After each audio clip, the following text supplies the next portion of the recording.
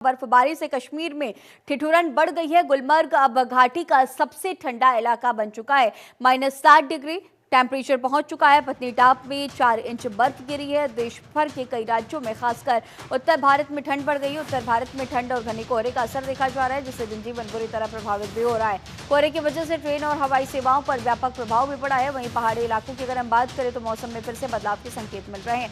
मैदानी क्षेत्रों में बारिश ने सर्दी को और बढ़ा दिया। दिल्ली आने वाली कई ट्रेनें देरी से चल रही है। घने कोहरे की वजह से सड़कों पर गाड़ियों की रफ्तार धीमी हो चुकी है। वहीं दिल्ली में बारिश होने से शीतलहर बढ़ गई है। जम्मू कश्मीर मौसम में बदलाव होने से ताजा बर्फबारी हुई। मौसम विभाग ने ऊपरी इलाकों में बर्फबारी का पूर्वानुमान जारी किया है। हिमाचल प्रदेश में पश्चिमी विक्षोभ के सक्रिय होने से 20 जनवरी तक निचले क्षेत्रों में बारिश और ऊंचाई वाले क्षेत्रों में बर्फबारी देखी गई। मौसम विभाग ने 6 जिलों में शीतलहर जारी रहने की चेतावनी भी दी है। मौसम विशेषज्ञों का कहना है कि उत्तर भारत में अगले 2 हफ्ते तक ठंड से राहत मिलने की उम्मीद नहीं है। अब ये आपकी टीवी स्क्रीन पर आप ये 6 तस्वीरें देखिए, जहां पर पहली तस्वीर जम्मू कश्मीर के अनंतनाग की है।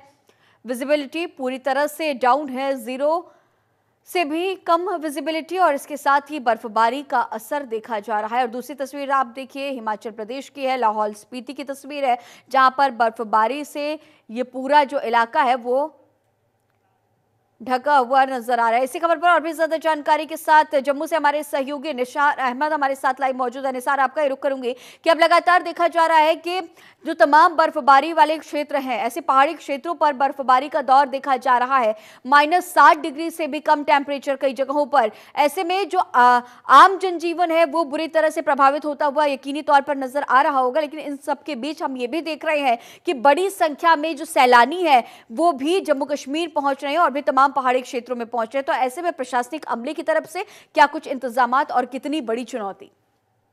जी, बिल्कुल करीम, अगर देखा जाए तो जिस तरह से पिछले कई दिनों से एक बार फिर यहाँ पे जो शिद्दत की सर्दियाँ चल रही है, क्योंकि काफ़ी ठंड हवाएं चल रही है। अगरचे कल दिन यहाँ पे एक खुशगवार दिन था, कल हल्का सा यहाँ पे धूप भी निकल आया था, लेकिन उस धूप के साथ भी काफ़ी तेज़ लहरें, सर्द लहरें शामिल थी। लेकिन आज की बात की जाए तो आज सुबह से ही यहाँ पे एक बार फिर माइनस में टेम्परेचर चला गया है। पहलगाम में अभी तक जो -8 वहाँ पे रिकॉर्ड किया गया है, गुलमर्ग में -7, जो शुपाया कुलगाम है, जो मैदानी इलाके हैं वहां पे भी -6 के आसपास अभी तक मौसम है, जो टेम्परेचर है वो रिकॉर्ड किया गया है।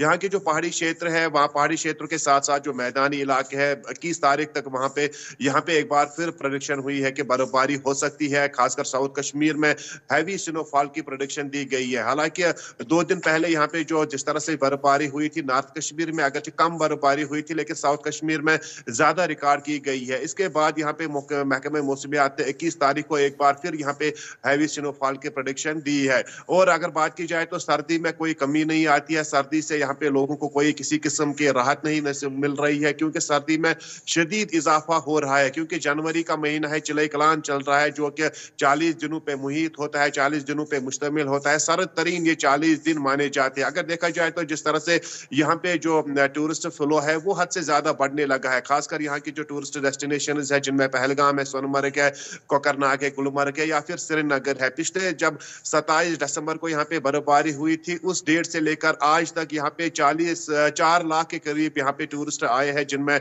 मुल्क के मुख्तलिफ हिस्सों से भी और जो विदेशी है वो भी यहाँ पे आए हैं। अभी भी यहाँ पे बहुत सारे टूरिस्ट मौजूद है, जिनके लिए यहाँ पे अगर कोई हंगामी सूरत हाल यहाँ पे पैदा होती है, सरकार ने उनके लिए यहाँ पे आश्रम रखे हैं। जो होटल मालिकान है उनको भी यहाँ पे हिदायत दी गई है कि अगर कोई ऐसी सूरत हाल पैदा हो जाती है जिससे अगर हैवी स्नोफॉल हो जाती है, उस दौरान अगर कोई टूरिस्ट फंस जाता है तो उन्हें कोई बगैर पेड किए हुए अपने होटल में ठहराने की इजाजत दी जा सकती है। और जो गाइडलाइंस यहाँ पे बार बार जारी होती है, क्योंकि जो कोहरा यहाँ पे लग जाता है, जिसकी वजह से अक्सर बेशतर यहाँ पे हाईवेज पे अक्सर बेशतर फिसलन रहती है, जिसको देखते हुए प्रशासन ने पूरी तरह से गाइडलाइन दी है, खासकर टूरिस्ट के लिए, कि वो पहले सड़क का सूरत हाल देखे।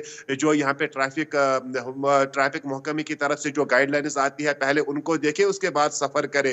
हालांकि अगर देखा जाए तो अभी तक कोई सूरत हाल ऐसी पैदा नहीं हुई है, जो यहाँ पे टूरिस्ट डेस्टिनेशन है, खासकर जो सैंथन टॉप है उसको एहतियाती तौर पर फिलहाल बंद कर दिया गया है। मगो रोड भी अभी बंद है। गुलमर्ग रास्ता खोल दिया गया है। जो यूथ सोनमर्ग है वो भी आगे भी खोल आपसे दिया अपडेट्स गया है। लेंगे। फिलहाल तमाम जानकारियों के साथ बने रहने के लिए आपका बहुत शुक्रिया।